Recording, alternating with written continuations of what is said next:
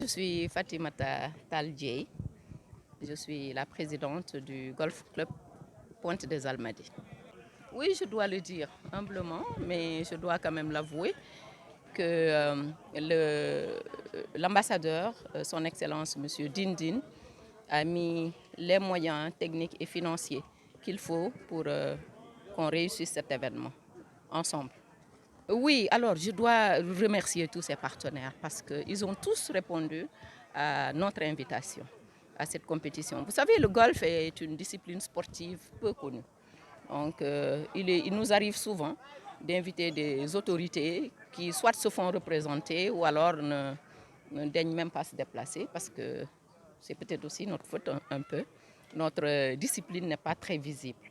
Et c'est un peu d'ailleurs l'objectif de la compétition, c'est de vous convier, vous d'abord, les médias, et tout ce monde-là que nous avons invité à découvrir le golf, à savoir que quelque part dans Dakar, il y a un poumon vert qui offre ce que vous voyez. La mer, l'air, la verdure, l'environnement protégé, afin que on puisse aussi savoir que derrière le golf, il y a un thème extrêmement important et qui est d'actualité, qui est celui de la protection de l'environnement. Quand on est golfeur, essentiellement et d'abord, on protège l'environnement. Ensuite, on joue. En jouant encore, on reprotège l'environnement. Oui, tout à fait. Infrastructure, vous avez dit le mot.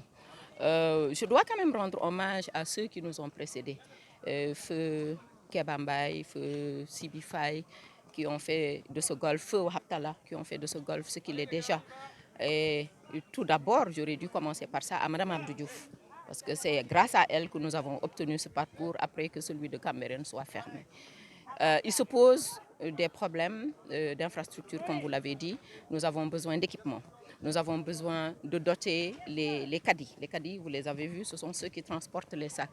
De les doter en sacs. Parce que ce sont aussi, parmi ces caddies, vous retrouverez la relève.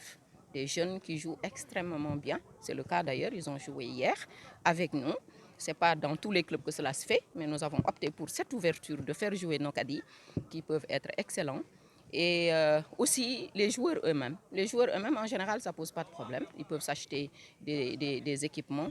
Mais la relève, les jeunes, le sport à l'école, le sport pour les jeunes, le sport golfique, quand je dis sport, ça, il faudrait quand même qu'on soit mieux entouré en termes de moyens, en termes de ressources, en termes d'équipements, en termes d'infrastructures aussi. Vous avez vu, on a un vieux clubhouse qu'on essaye de maintenir. Bon an, mal an. On a un secrétariat qui date de Mathusalem. On a besoin de refaire tout ça, de moderniser. Donc c'est sûr, les besoins existent, la vision est ambitieuse et nous espérons avoir un jour le moyen de le faire. Oui, tout à fait. Vous savez que l'Indonésie est déjà présente au Sénégal depuis longtemps. Le président Suharto, vous êtes jeune, mais vous avez dû en entendre parler. C'est lui qui a été le premier président d'Indonésie. Et en rapport avec Senghor, déjà, on avait des relations très cordiales entre les deux pays.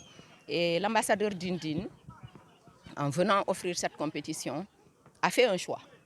Il a décidé de ne pas faire sa compétition, sa célébration de la fête de l'indépendance chez lui, dans les jardins, mais plutôt sur un parcours de golf. C'est significatif. Ça veut dire quoi? Nous aider aussi à développer ce parcours qui est essentiel pour nous. Vous savez, l'Indonésie fait partie de ceux des pays anglophones qui jouent au golf, où la tradition du golf est ancrée. Ce n'est pas le cas du Sénégal, bien qu'il y a des francophones qui aiment beaucoup et le pratiquent et y mettent les moyens. Donc, c'est l'occasion aussi de remercier l'ambassadeur Dindin qui nous a offert cette compétition.